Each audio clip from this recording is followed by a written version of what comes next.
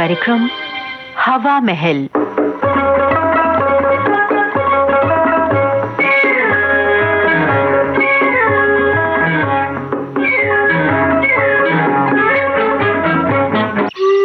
हवा महल में आज हमारी श्रृंखला सुनो कहानी।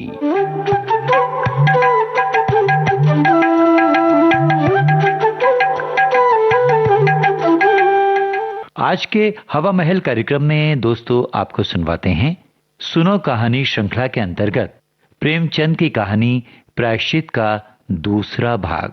स्वर अमरकांत दुबे का है, प्रस्तुति हर्षवर्धन गवई की। तो आइए सुनते हैं प्रेमचंद की कहानी प्रायश्चित का दूसरा भाग। अब तक आपने सुना बरेली जिला बोर्ड में बाबू मदारीलाल बरसों से बड़े ठसन के साथ अपनी नौकरी कर रहे थे। तभी एक दिन अचानक उन्हें सूचना मिली कि बरेली जिला बोर्ड के सेक्रेटरी पद पर सुबोध चंद्र को नियुक्त किया गया है। यह सुनकर मदारी बाबू को बड़ा गहरा धक्का लगा, क्योंकि ये वही सुबोध चंद्र है जो बचपन में अध्ययन के दिनों में शुरू से अंत तक उनका सहपाठी था। हालांकि मदारी बाबू शुरू से ही सुबोध चंद्र को अपना प्रतिद्वंदी ही मानते थे।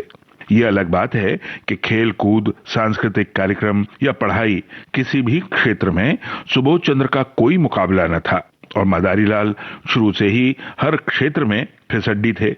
पढ़ाई के बाद सुबोध चंद्र के परदेश चले जाने के समाचार से मदारी बाबू बड़े प्रसन्न हुए थे। लेकिन आज जब सुबोध चंद्र के वापस आने और वो भी उसका अधिकारी बनकर आने की सूचना मिली तो मदारी बाबू को लगा जैसे किसी ने उन्हें पहाड़ से उठाकर नीचे पटक दिया। सुबोध चंद्र को कल आना था। मदारी बाबू ने आज से ही दफ्तर के सभी लोगों के सामने सुबोध चंद्र की ऐसी तस्वीर प्रस्तुत की जैसे सुबोध चंद्र कोई बहुत ही अधम, निष्ठुर और मानवता का शत्रु हो। परंतु सुबोध चंद्र ने दफ्तर में आने के बाद अपने विनम्र व्यवहार से सभी का दिल जीत लिया। तब मदारी बाबू ने अपनी जलन और प्रतिद्वंदिता की भावना से ग्रसित होकर सुबोध चंद्र को फंसाने के लिए दफ्तर के 5,000 रुपए, जो कि सुबोध चंद्र ने ठेकेदार को देने के लिए बैंक से निकलवाए थे, वो उड़ा लिए। इसके बाद क्या हुआ ये जानने के लिए अब सुनिए आगे।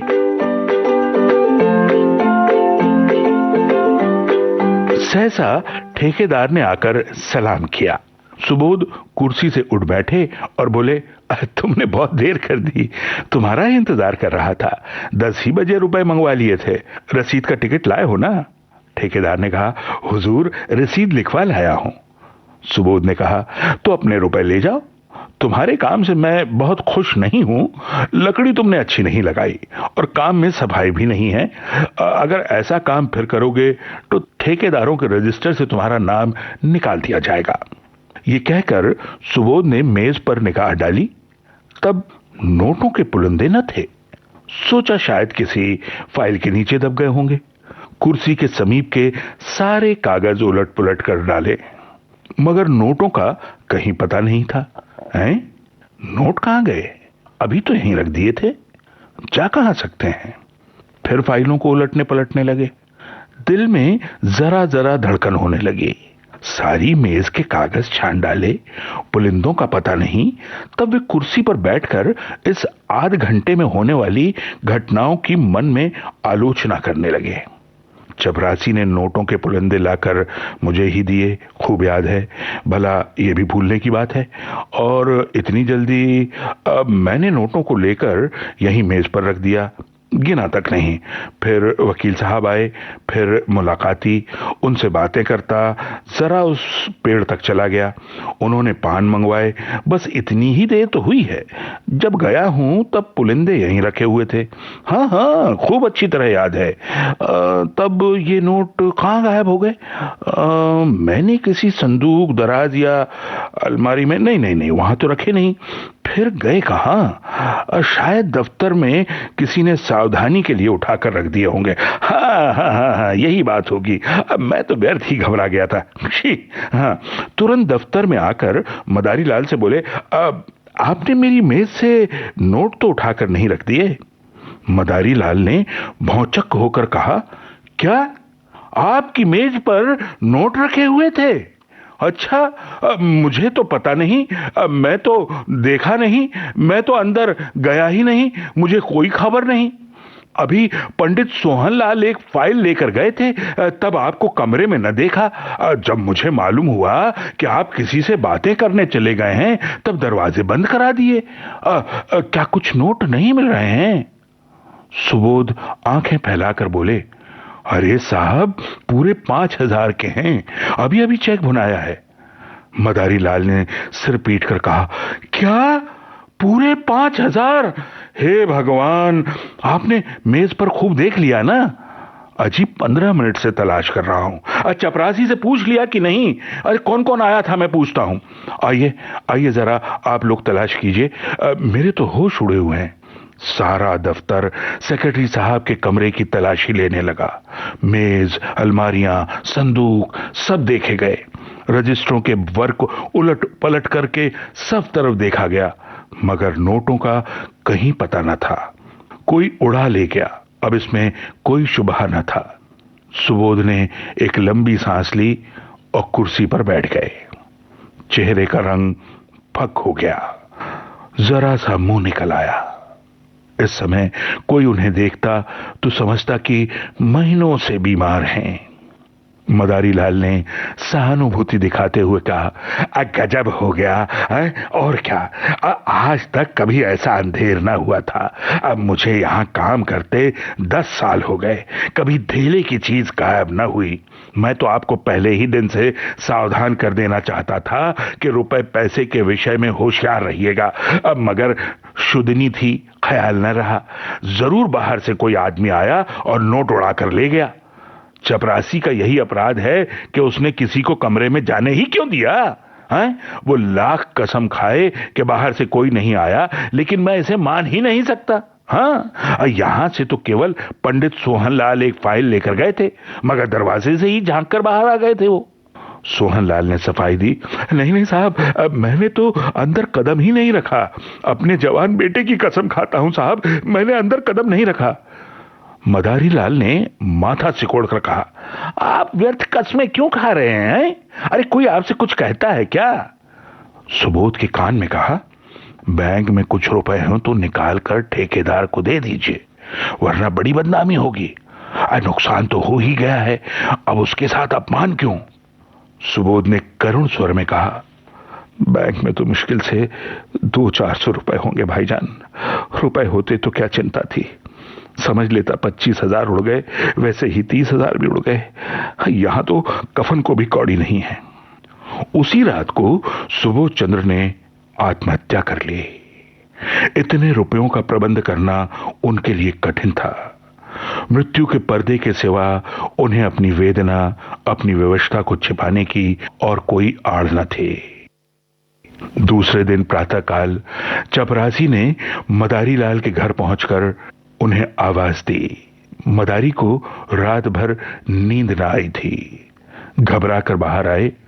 चपरासी उन्हें देखते ही बोला, हुजूर, हुजूर, बड़ा गजब हो गया हुजूर, सेक्रेटरी साहब ने रात को गर्दन पर छुरी फेर ली।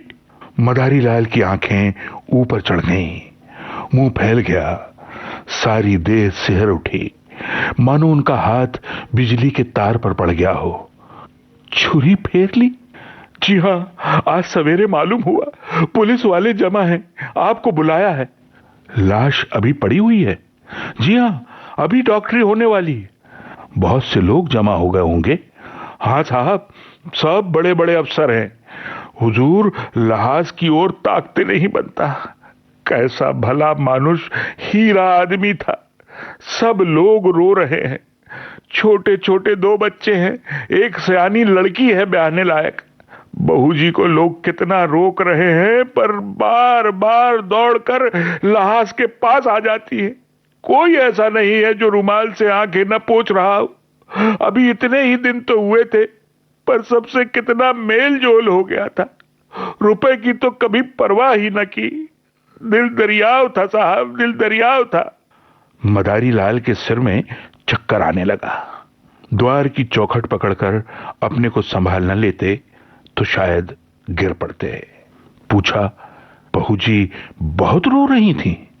कुछ ना पूछिए हुजूर, पेड़ की पत्तियां झड़ी जाती हैं, आंख फूल कर गूलर हो जाती है। कितने लड़के बतलाए तुमने? हुजूर 2 लड़के हैं और 1 लड़की। हाँ हाँ हाँ, लड़कों को तो देख चुका हूं, लड़की सयानी होगी। जी हाँ हुजूर, ब्याहने लायक है। रोते रोते बेचारी की आंखें सूज आई हैं। नोटों के बारे में भी बातचीत हो रही होगी। जी हाँ, सब लोग यही कहते हैं कि दफ्तर के किसी आदमी का काम है।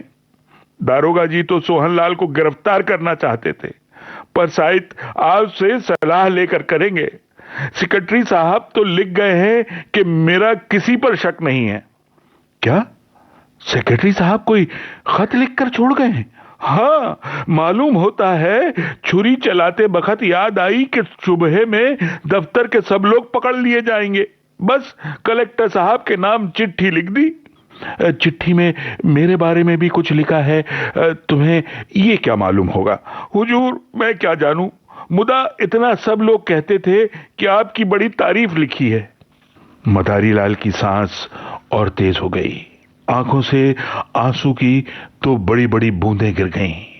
आंखें पोंछते हुए बोले, वे और मैं एक साथ पढ़े थे नंदू, 8-10 साल साथ रहा, साथ उठते बैठते, साथ खेलते खाते, बस इसी तरह रहते थे जैसे 2 सगे भाई रहते हो। हाँ, खत में मेरी क्या तारीफ लिखी है, मगर तुम्हें क्या मालूम होगा, आप तो चल ही रहे हैं ना, देख लीजिएगा। कफन का इंतजाम हो गया है? नहीं हुजूर, कहा ना कि अभी लहाज की डॉक्टरी होगी, मुदा आप जल्दी चलिए, ऐसा ना हो कोई दूसरा आदमी बुलाने आता हो। हमारे दफ्तर के सब लोग आ गए होंगे? जी हां, मोहल्ले वाले तो सभी थे। पुलिस ने मेरे बारे में तो उनसे पूछताछ नहीं की? जी नहीं, किसी से भी नहीं। मदारी लाल जब सुबोध चंद्र के घर पहुंचे तब उन्हें ऐसा मालूम हुआ कि सब लोग उनकी तरफ संदेह की आंखों से देख रहे हैं। पुलिस इंस्पेक्टर ने तुरंत उन्हें बुलाकर कहा, आप भी अपना बयान लिखवा दें, और सबके बयान तो मैं लिख चुका हूं। मदारी लाल ने ऐसी सावधानी से अपना बयान लिखवाया कि पुलिस के अफसर भी दंग रह गए। उन्हें मदारी लाल पर शुभा होता था, पर इस बयान ने उसका अंकुर भी निकाल डाला। उसी वक्त सुबोध के दोनों बालक रोते हुए मदारी लाल के पास आए और कहा, चलिए आपको अम्मा बुलाती हैं। दोनों मदारी लाल से परिचित थे। मदारी लाल यहां तो रोज ही आया करते थे, पर घर में कभी गए नहीं थे। सुबोध की स्त्री उनसे पर्दा करती थी। ये बुलावा सुनकर उनका दिल धड़क उठा। कहीं इसका मुझ पर शुभा ना हो, कहीं सुबोध ने मेरे विषय में कोई संदेह न प्रकट किया हो। कुछ झिझकते और कुछ डरते हुए भीतर गए। तब विधवा का करुण विलाप सुनकर कलेजा कांप उठा। इन्हें देखते ही उस अबला के आंसुओं का कोई दूसरा ही सोता खुल गया। लड़की तो दौड़कर इनके पैरों से लिपट गई। दोनों लड़कों ने भी घेर लिया।